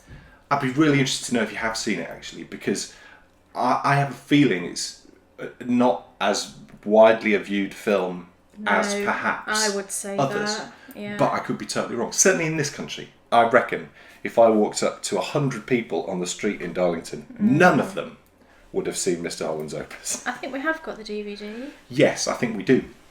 Mr. Holland's Opus stars Richard Dreyfuss, and he is a music teacher. It starts out when he is a music... I mean, it's because the story rings so true with so many of the people I've known throughout my life. You start off in life wanting to be a musician, and you want to be a player. One of the first things I ever said to Kay was, I'm a player, and I feel such an idiot for saying that now. Because within 2 minutes of meeting you, I couldn't give a monkeys about playing, I just wanted to be with you. Oh. And I loved that you were a drummer. Oh, I found it very exciting. The film basically is Richard Dreyfuss is I think he's like a jazz pianist, but he can't get any gigs and he's not making enough to live, and I think he's just got married. So he thinks, I know what I'll do. I'll take a job teaching just for a year and then I'll go back out on the road. So he takes this job teaching and you see him on his first day and then you just see his whole career from start to finish. And the music's brilliant. I got the album. Do you know what? I think if I hadn't seen that film, I'm not certain I would have come home. Right. I think that film drove me home. Wow. Because that film made me want to come back to where I was from and teach the young people from where I was from. No offence to Australian people at all, but do you know when you get that call home, seeing that, you wanted to go make a difference. A perfect film for sitting and having a knit to. None of these films are like action, full-on, fast dialogue. No. These are lovely films to just sit and enjoy and knit, and the whole family just disappear into that world. You could totally disappear into his world, and I think it's because we all. The reason why I enjoyed it so much is we all. I hope you did as well, but we all had that teacher in our life who was the one who really had a profound effect on us when we were at school. I did. I hope you did. Oh, maybe you didn't. Oh, I'm sorry. I was just thinking then when you said it, I don't think I have. That's terrible, isn't it? I had a teacher who had a massive effect on my whole life, and Mr. Holland was similar to him, or at least I felt so. So I'm sure that if you haven't seen it, you would enjoy it. And if you have seen it, haven't seen it in a while, sit down and watch it again. Enjoy it again, because it is so great, especially if you want to have a knit as well. I love Richard Dreyfuss. We watched Jaws recently, didn't we? We did, but let's not go too much into detail on that. Oh, all right, sorry. Just because that may end right, up okay. in one of our top 5. Shush. Mr. Holland's Opus from me, and Death on the Nile from Kate. I want to watch it again now. I might have to watch it this afternoon with Bryony now. Episode 62, What's on Your TV, will return. We will be sharing one more of our top 5 movies, and we will be talking about one of the series that we have been enjoying. And now, that raises an interesting question. If you are talking about multiple series, Yeah. is it series? No, it's series, isn't it? I think it's the singular and the plural. Is isn't it? I think so. Is it? It's not series, is? Because we were having an interesting conversation. Oh, we did. Really funny. With Grammar's such a funny thing, Yeah. isn't it? Especially English grammar. Especially English grammar, yeah. I think it's series and series, isn't it? We were having an interesting conversation with Grandpa Steve, and that was on the way down. Kay and I were just discussing if the plural of mouse is mice, is the plural of horse heis, Or why isn't it? or is it the other way around? Is the plural of mouse mouses? Why can't you say mouses? Why is it mice and not mouses? So we put this to Grandpa Steve, and he said it's because there's an R in the middle of horses. Yes. Horse, sorry. I want to it's go horses. through. I want But to I look for don't any know other. why that would be. Is that correct? Or I don't know. Yeah. I think the problem is it's such an old language that has such a huge amount of colloquial dialects that have been sucked into it, that makes it complicated to get your head around some of the intricacies. I sometimes say words and you're like, what does that mean? I can't think what off the top of my head, but something that's Yorkshire maybe. But For example, I can tell you one of those words. Go on then. What was it? Ginnel? A gennel. Gennel, right. A gennel. You What? see, I would say gennel, but some people say ginnel. I know that, but ginnel, that's not right. It's gennel, isn't it? What is? You didn't know what that was, did you, when I said it? I'm still not certain now. You've told me before what that is, and I don't think I could tell you now. Shall I try? Yeah. Is the gap between those two houses a gennel? Well, that gap isn't, but yes, you're right. What gap is it? Do you see the point? You see the point? Is the gap? No, that gap isn't. But what gap is? No, because it doesn't lead anywhere. The gap between those two houses doesn't go anywhere, does it? It's just the gap between those two houses. It leads to the rest of the world. A gennel is like a cut through, isn't it? Think of a housing estate. Yeah. And you've got little, not roads, just little paths that cut through the houses, and lead to a road. That's a journal. Right. Never heard of that before. So what that shows you is the perfect example of what I've just said. There's so many things. I've lived in this country for 41 years and I still can't work out what that is. Shall we find out what's off your needles? Yes. Let's do that. And we'll also find out what's off my needles. Yeah, you've got something. Not as many as last time. No, but we're a good amount. Yeah. So, do you want to start us off? Okay. Well, I finished a pair of socks. Amazingly, I have finished a pair of socks. I don't know what, like I said before, I don't know what it is with me and socks at the moment, but anyway, I finished a pair, and it's the mismatched pair of the yarn that I dyed. So Chats with Gold and Quirrell's Secret. So this is a pair. I know it doesn't look like a pair, but it is all done, and it's just in Drops Fable again. It was just a couple of 50-gram skeins that I dyed up, and I actually, for some reason, these turned out a bit long in the foot. Don't know how that happened. So they fit and they're fine, but what I might do is I might just save these for Bryony because her feet are still growing and she's now approaching the same size foot as me. So I'm sure she will get a little bit bigger. So I think I'll just save those for her. But I do love that Chats with Gold, how it came out, just with the little blips of darker gold. I think it's really pretty. So beautiful. That's that. Shall I show mine? Mm-hmm.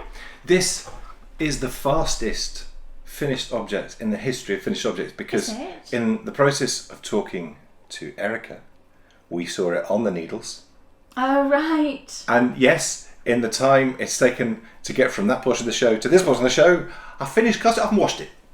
Well, I washed it. Here it is. Yay! It's the BB-8 hat. And it was absolutely great to knit. Looks great. It really does. I tried, and who's this for? It's for my nephew, who loves Star Wars. This is my first time knitting the new decreases. Oh, shall I do that? And they look absolutely great, but they feel, and I'm sure they are, a bit sharper. Yes. So it's a sharper decrease. So if you've knit the old bank head, my advice made a mess. My advice would be run slightly longer than you have done historically. Yeah, because it cinches in your work at the top. So I think that's why we decided to give this one away because it was a little bit short on Dan's head. But I weighed it and we do have more than half a skein left. So I can knit. So there's enough to knit down another one and make it longer. So it worked out perfectly actually, didn't it? Yeah. Do you know what though? When you consider, right, how amazing the speargrass looks with hand-dyed, hand-spun. Oh, you could do a speargrass with it. That'd look amazing. Yeah. The speargrass is such an immense hat for showing off this type of yarn. Especially where it stripes like that. There's something in me that's going, fabulous. I want to see that yarn colourway knit in the speargrass. Yeah. That is my BB-8 hat all finished. Yeah. What else have you finished? And I finished a hat. Another Sockhead. Yes. Oh, you're getting bored. You're getting bored of all my Sockheads. But it's the one out of the Moustache Yarns, and I love how this came out. Is this not the funnest hat ever? It looks great. And I had about 3-4 grams left, so I've got enough for a square as well, which was fantastic. So I knit it to about 8 inches, I believe, and then did the decreases. And it has got a bit of slouch, but only, I think it's just an adorable amount of slouch. Isn't that cute? I think it's cute. Dan said it was okay. Which is probably as much as I'm going to get, really, isn't it? And I wore this on the beach in Somerset. And to be honest, I could have done with a thicker hat, to be fair, because it was blowy and cold. But it was better than no hat. And I wasn't embarrassed to be with you, so perhaps it's more than okay. Well, that's fine then, isn't it? That's good to know. I wasn't looking at you and thinking, oh no, she looks so stupid. And I just thought, I don't think I've put this on my Ravelry project page, so I must do that. So yeah, it's the Moustache Yarn in the Theory colourway. And I think it just turned out beautiful. I love it. And it was a joy to knit. It now is, of course, time to say hello to Francisco in his winterwear. Hello! Oh, look at my hair now. And for us to catch up on, given the fact that we've just been through some wasp off your needles. Yeah. Let's see how the points are going Oh. for the Bakery Bears Handmade Christmas. Well, none of mine were for Christmas. So right? 0 add to your tally of 5. So Kate, you are still on 5. I could say that the socks were for Bryony for Christmas, even though But they're not. Well, I could say they are. But that would be fibbing. Right. And we don't fib. So you remain on 5. And of course, my BB-8 hat is a gift for my nephew. Well, that's true. So this adds to my tally. So I go from 3 to 4. So I'm closing in on you. You are. Yes, yeah, I yes. need to Now, as we're get on talking, to that, don't I? as we're talking about the Bakery Bears Handmade Christmas, Oh, I must say first of all how much I'm enjoying it. yes. I've never done such an inspirational knit along in my whole life. It's just the business, and you know, there's something. It does something good for the soul when you are knitting things for other people. Yeah. That's what I'm finding anyway. You know, I'm knitting away on that hat for my niece, and she'll look at it and she'll go, "Oh yeah, it's great. You know, why isn't it a toy?" But when she goes out in the cold and she pulls that hat on, whether she acknowledges it outwardly or not, I'll be keeping her warm. We're talking about handmade Christmas. Yes. I think you should talk about some of these things. I've dyed up. Do you know how I said I was going to do a skein of yarn That's one of the prizes for the patrons. for the patrons and for the everybody FO thread? I've done that, so I thought I'd show them to you. Do you want to see them? Yes. So for the patrons, they're going to get this one, Lovely. which is lovely tones of a sort of greyish blue, brown and gold. And it's all sparkly. Very sparkly, fingering weight this one. So that one will be the prize for the patrons. I love it. And then for the everybody thread, this is a DK skein. I thought this might be nice as a change. DK skein, because you know we're always knitting hats and cowls and mittens and everything else. So I've dyed up this one, which is very sort of Christmassy. And again, this was a completely different technique. I love trying, you know, different dyeing techniques just to see how they turn out. So this was a speckly goodness sort of technique. So you've got golds and reds and greens. And I think it would make a fantastic hat or, like I say, cowl, mittens, anything like that. And so this is a DK weight, 225 metres, I believe, in this one. So that's the everybody prize. They'll be labelled and everything, obviously. So And that's that's- the everybody prize. That's the patron prize. And let's just remind ourselves what the others are. So for everybody, it's a skein of yarn. Yeah, a skein of yarn and one of my patterns. And I said before, if you've got all of my patterns, then you could gift it to someone else, maybe. I think that's a nice thing to do. And of course, it's a $30 Yeah, what we said last time. bag Yeah. of your choice Yeah. from the Pons Ensemble Yeah. Etsy shop. Yeah. And for the patrons, it's that skein of yarn. Yeah. And of course, it's a hat Yes. made by me. Yay! And I can't wait to see who wins and what I'll be making. Yeah. And I'll find out.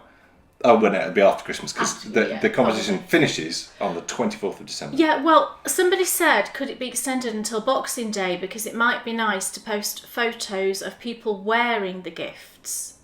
So I don't see a problem in extending. Let's do that then. Extending it till Boxing Day. So it will close, you know, midnight 26th of December. I'll just close it the morning of the 27th. So you've got an extra couple of days there. Yes. So if you wanted to wait and then post pictures of the person wearing the gift, you can do that. Amazing. That'd Yeah. be cool. Yeah. So keep sharing because it's just so fun and festive, just like Kay's dress today. I've gone for snowflakes today. Don't tell me off. I'm not going to tell I don't you. think it looks Christmassy as such. No. Is it? Does it just look wintry? Yes. Yes. Absolutely So, perfect. Gone with that. So it's now time for the Endy Bits. Endy Bits. Yes. Yay. First of all, Yeah. I'm going to show you some yarn. Oh. Yes. This is the second episode when I have been showing you stash enhancements. Yeah, I know. Yes. And what am I going to do with this? I don't know. It's up to you. I got him a very special skein of yarn for his birthday. It hadn't arrived on the last episode and it just arrived. And I was going to save it till Christmas, but then when I saw it, I just couldn't. I had to give it to him straight away. So, look who spun it. It's Knit Natural. It's Susie Gawley. Yay. And this is the flux capacitor colourway. How fantastic is that? Show everybody close up. Look at the colours. Is that not fantastic? Look at that. And she's called it flux capacitor. I mean, that's just so cool. And it's Falklands. Falkland. Oh, love it. 180 yards, so it's kind of like a worsted, which is perfect. What am I going to do with it? I don't know. What are you going to do with it? Susie's excited to see what you're going to knit with it. I have to say that the speargrass has definitely taken over the pancake, because when you see what it does to yarn, it makes you want to knit loads of them. Yeah, it's such a beautiful colour. That there's kind of reds and corals and a lightish blue. I do need to do more mittens. Taupe. I've been saying that wrong. I think it's taupe. Mittens. It would be fabulous mittens. Yeah. But then you couldn't give them away. I know. And it's girly colours, I think. Fantastic colours. Oh, Susie, it's beautiful. Beautiful. Amazing. I mentioned I'm having a yarn update. I'm doing a yarn update in the Etsy shop this Saturday. So if you're watching this straight away, then this makes sense. So it's Saturday the 29th of October, and it'll be 4 p.m. British Summer Time, okay, in the Etsy shop. So I thought I'd just show you a few. You've already told patrons when they're updated. Patrons having a separate update. And they know. Yeah. So these are just a few of the ones that are going into the Etsy shop. I thought I'd just quickly show you. I mentioned the Sandy Cove colourway. So that is what it looks like in the skein. Oh, I love it. I do really love it. And I do love, I love variegated yarns, and I love them, but there's something about just a, fairly simple, beautiful coloured yarn that I just love. So there's quite a few skeins of that. I can't remember how many off the top of my head, but there's a few on the MCN base.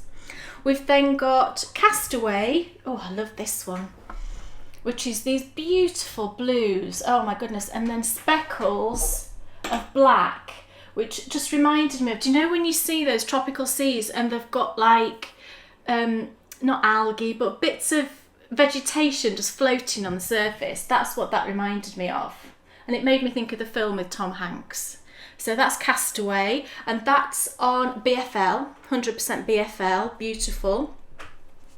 We've then got Rhubarb and Custard, and this is on BFL again. So I dyed up this one, and straight away it just reminded me of rhubarb and custard, stewed rhubarb and custard. And I know some people would go, that's horrible, but the colours just reminded me, that pinky sort of rhubarb colour and then the golden sort of custard. And again, this has got lovely speckles on top of it. So again, that's on BFL. We've then got, there's just a couple of these, but this one, the name changed on this one. It was Misty Morning Walk, but I'm changing it to Misty Morning Run in honour of our friend Sarah.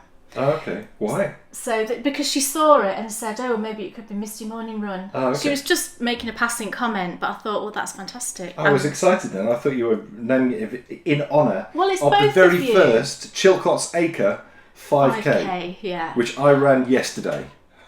But the colours just reminded me of, when the sun starts to rise in the morning, you get those pinky tones and then the blues of like the mist coming up. So because Dan and Sarah are in a little running team. Team Resistance, I thought. Rules. So Sarah's running like everybody is, to be honest. Misty Morning Run. In the 2000-2016 group. But Sarah is... I know. Flying this month. I'm not joking you. No. She's flying this month. This one is Golden Leaves. I've done this one before, and it seemed really popular, and I do love it. It's beautiful. And again, it's just these more tonal ones with speckles that I really, really love. That one is on a bronze stellina, bronze, beautiful. These are all fingering weight, by the way. And then this one, a new one that I did the other day, just as a trial, and I really liked it. You know how Bryony loves Dachshunds? You all know she's got an obsession with sausage dogs. In particular, black and tan sausage dogs. I didn't know what to call this. So basically, I dyed up a skein in tan colours and then black running through it. So hopefully it's reminiscent of a black and tan sausage dog. And I thought, what shall I call it? What shall I call it? And I had something in my mind, but I thought I'll ask everybody, and everybody came up with fantastic suggestions. But I think what I'm going to call it, because we have a friend who has a sausage dog, and that's Bryony's favourite sausage dog. It's hard to say that over and over. And he's called Oscar. So this colourway is going to be called Oscar the Dachshund. So Shelley's not watching, is she? But I must tell Shelley that I've done that because she'll be thrilled. So Oscar the Dachshund, there'll be a few of those as well. And that's MCN again, which is just fantastic. Is that all? I think that's all, Cool. yes. The patrons have already seen your colourway. So And just say, so it's out, and say when their update is? well, the patrons update is on the same day, the 29th, but at 3 p.m. And where is it happening? Patreon. Okay. And everyone else's update is at 4 p.m. on Etsy. Excellent. Okay. So that's those. And of course, Fingering Weight Bootcamp oh, yes. has begun. Yes. I was knitting on it, and to be honest, He was. I've had 2 fingering weight experiences since we spoke about that. The first one was awful. Yeah. And I said, I don't want to do this because this is awful. I gave you a sock, didn't I? I hated it. You didn't like it. It was awful. Very thin needles though, 2.25. I couldn't focus on it. No. I was like Steve, reading questions in Trivial Pursuit. But then while we were playing Trivial Pursuit at Dan's mum's, I was knitting on the cowl, and I just gave it to Dan. Dan, I said to him, "Do you want a little knit while you wait for your turn?" And he said, "This is great." And I think it's because the needles were bigger, 3mm. And actually, by chance as well, he just got gifted a skein of yarn from lovely Deb at Fondant Fibre, and it's fingering weight. Thank you, Deb. Walter White. Yeah, your little yarn supplier. Is that all your bits? No. Just before you do the last bit, while she's picking that up, I just must say, does anyone else have a relative who, whilst playing Trivial Pursuit, have you played Trivial Pursuit? Or perhaps any board game where you take a turn and then you have to wait for your next. I think it's quite a feat to be physically able to have your go, fully with it, and then in the time it takes to come back around to your go, be completely asleep. Totally asleep. Not just not just nodding off. I mean, gone. He was totally gone. Steve. But Steve. and then oh, is it my go? Rolls and then gone. And then gone again. Unbelievable, honestly. But their snug is amazing. You might have seen on my Instagram and on Kay's that we were sat in their snug. And the light in there... It's terrible. Because it's an internal room with no... It's an internal... Their house is very, very old, 1700s-ish. Amazing. Built in the late 16th there's lots century. of add-ons. 17th century. And the original kind of centre of the house, the snug as they call it, a little living room, is internal. So it was an outside wall, but it's been added on to that side and that side. So there's no natural light getting into it. No. So you always have to put a light on. It's dark all the time. And they've got no lights in there. But then, gosh, Jackie, don't tell them we said this. Kate, they've got wall lights with no bulbs in. Kate switched on a light and it's like nothing. It's like nothing. And Steve comes and goes, "Oh my goodness, it's bright in here, isn't it?" It's hilarious. And then we're reading the questions and it's like this. It's like, I can't really see. And I'm like, it's because there's no light in here. I was reminded of this sock yarn when we were talking to lovely Erica, and I just suddenly thought, do you know what, I'm going to go out and get a couple more of those skeins because I didn't have any. And when I looked on Ravelry, it says it's discontinued, so I just panicked and I looked around. But Julie at Suffolk Socks had some. Unfortunately, she's now sold out because I happened to mention it on Instagram. So she is now sold out. But if you hunt around, you might be able to find some if you want to try it. And I knit a pair out of this when we stayed at Housesteads on Hadrian's Wall. I don't know if you remember. It's like more of a sort of rainbowy colour. But it's the Fortissima. It's Shoulder and Style Fortissima Mexico Cotton Stretch. It's an unusual yarn. And some people, when I posted this on Instagram, said, "Oh, I've tried to knit with that and it's too hard on my hands and I didn't like it." And that's absolutely fine. I know where you're coming from with that, because it's 41% wool, 39 cotton, 13 nylon and 7 polyester. And I think the polyester is the bit that makes it stretch. It's got like elastic in it. It's very, very stretchy. And because of the cotton, you know, you can feel you're knitting with cotton, but I didn't have a problem knitting with it. But the reason I wanted to get this is because the socks I made out of it are fantastic. And I've worn and worn and worn those all through the summer, and they look amazing. So I thought I wanted to get a couple more skeins. So I got a lovely pink and a lovely purple. So I will be knitting socks out of those. And I could probably get, if I'm careful, I could probably get 2 pairs out of each. So, you know, go hunting if you fancy trying it, and track some down. I can highly recommend that. It makes fantastic socks. And again, you know, it is a personal preference as to whether you enjoy knitting with that type of yarn, but I found it fine. So there was those, and then my final thing, lovely Deb at Fondant Fibre had an update recently, and there was a colourware, and I was like, I have got to have that.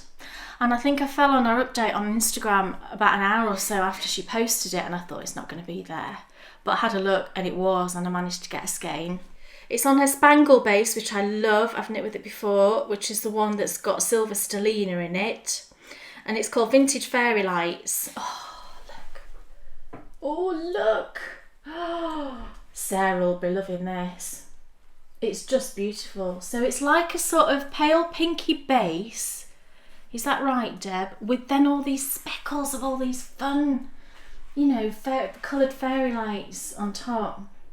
And I think what I'm going to do with this, I said to Deb, I'm going to save it, and I'm going to have a little Christmas cast on. And I decided, because it was the name of it, I'm going to cast something on with this when we put the tree up.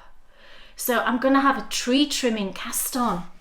So I know everybody puts their tree up at different times, but, you know, if you wanted to have a little tree trimming cast on with me, then, you know, the day that you put your tree up, cast something on in a, you know, a yarn that makes you happy or that makes you think of Christmas or whatever. Well, some people might be putting their tree at the same time as us, given... Yeah, they might be. So, we normally put it up like the first Saturday in December. So it'd be round about the 6th or 7th. Something like that, yeah.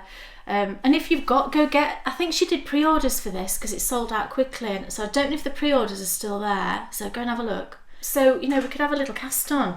It could be tree trimming KAL, hashtag tree trimming KAL, couldn't it? Or cast on. It's not a knit along, really. So tree trimming cast on. I'm going to be doing that. Oh, Deb, I love it. Beautiful.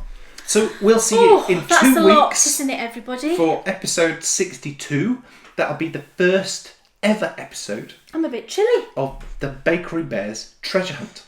So make sure you don't miss it, because it's going to be rather epic. Over the next 2 weeks, we've got lots going on. We've obviously got tutorials on Tuesdays, knit-alongs on Thursdays, but patrons, get ready for our special. It's not really, it's like it's not really Halloween because it'll be past Halloween then, but it's close. It's close to Halloween. Next Friday, we've got our next patron-only podcast. Oh, right. So patrons, please, we had a great start to people sending in their what's on their needles, what's off their needles, what they're reading.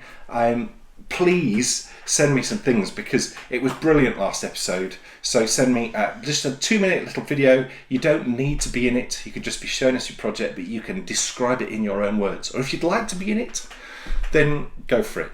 So that is next Friday.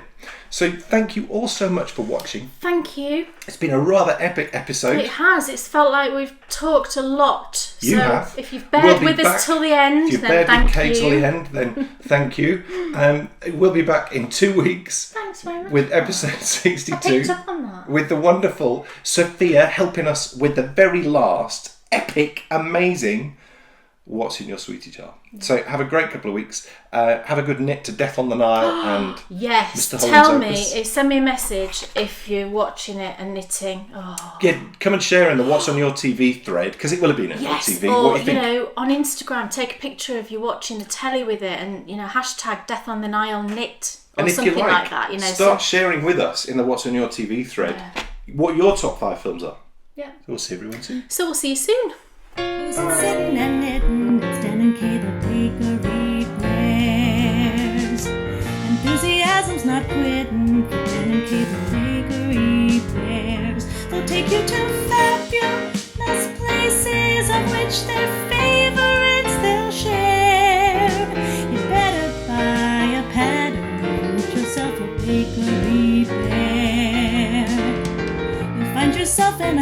castle while watching the bakery bears. It never feels like a hassle to sit and watch the bakery bears. What's on your shelf or what's in your oven, or maybe a shawl you'll want to wear. So sit yourself right down and watch Dan and Kate